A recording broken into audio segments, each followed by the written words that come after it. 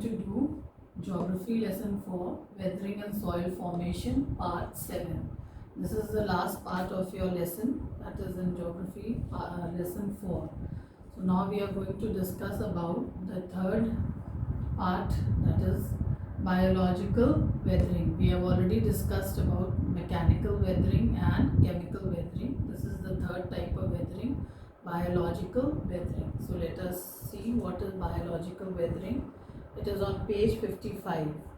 Biotic factors like plants and animals also cause weathering of rocks. Biotic factors, that is, what is biotic factors? That is plant and animals. They also cause weathering of rocks. So they are also a part of the weathering of rocks. Now, how plants help in weathering of rocks? The roots of plants grow into the cracks and crevices in search of water or nourishment. As they grow, they exert great pressure on the rocks and break them. Sometimes the roots of plants produce carbonic acid, which changes the composition of certain minerals in the rocks. So this is how plants help in the weathering of rocks, that is breaking up of rocks. We all know that plants have roots and the roots grow beneath the ground. This is inside the surface of the earth. And when the roots grow, when the plants grow, the roots exert pressure. They make place through the cracks and the gaps in search of water and nourishment for the growth of plant.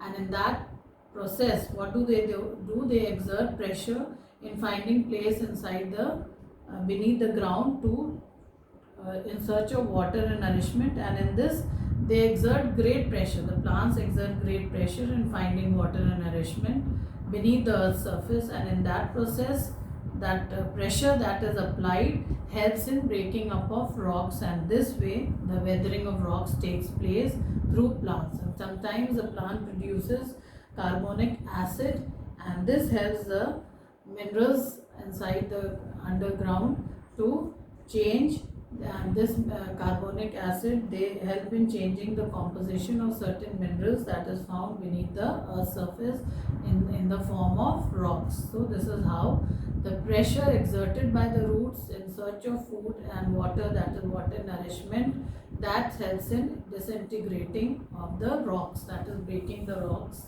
inside beneath the surface of the earth. The second factor that is responsible for biological weathering is the animals.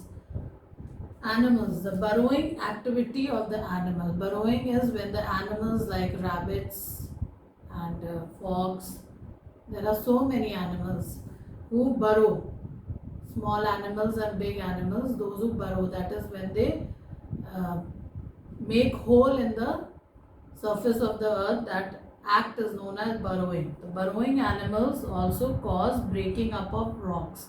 So when they are performing this act of burrowing, in that process they help in breaking up of rocks. They cause loosening or weakening of the rock and expose them to the other agents of weathering. So the burrowing activity of the animals, that is the loosening, it causes the loosening and weakening of the rocks, and they expose it to the agents of weathering. So when they are burrowing, that act of burrowing, this helps the rock which is beneath the surface, which is buried inside the earth's surface, to come up, and when they come up, they are exposed to the agents of weathering, and this way the animals also help in the weathering of rocks.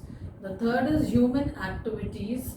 Human activities that is done by humans, such as construction of road work, mining, farming and deforestation, cause weathering and disintegration of rocks. So all these activities that is carried on by human beings, they help in weathering and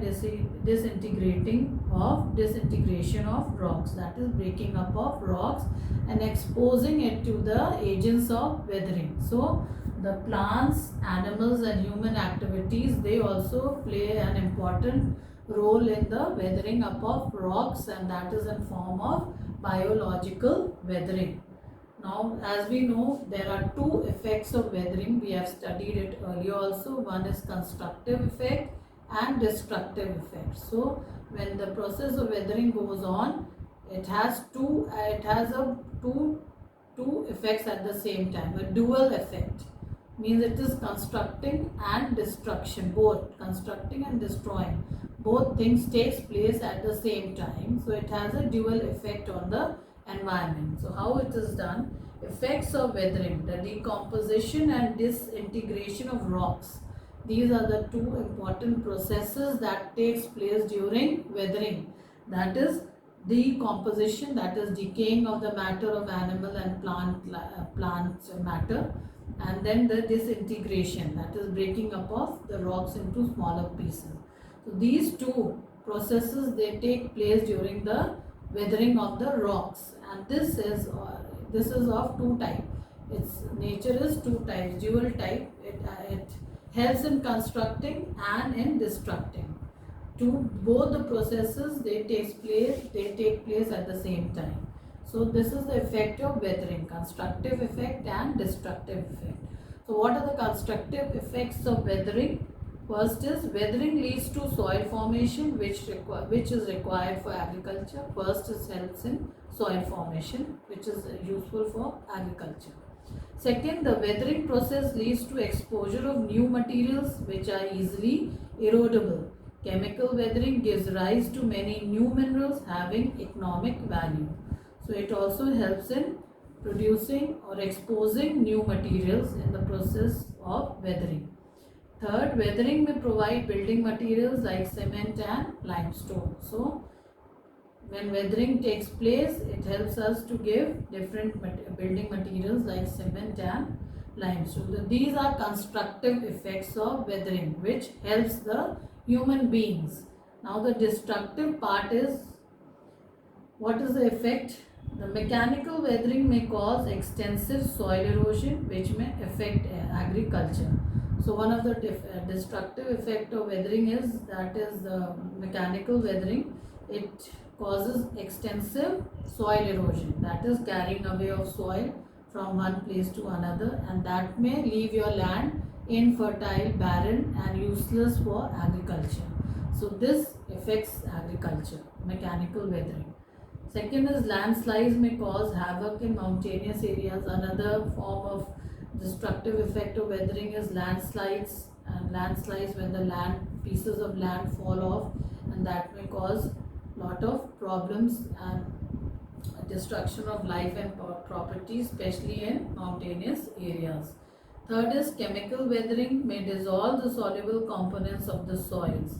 This may cause the soil to become infertile and may affect farming activities. So the chemical weathering, what is the adverse effect of chemical weathering?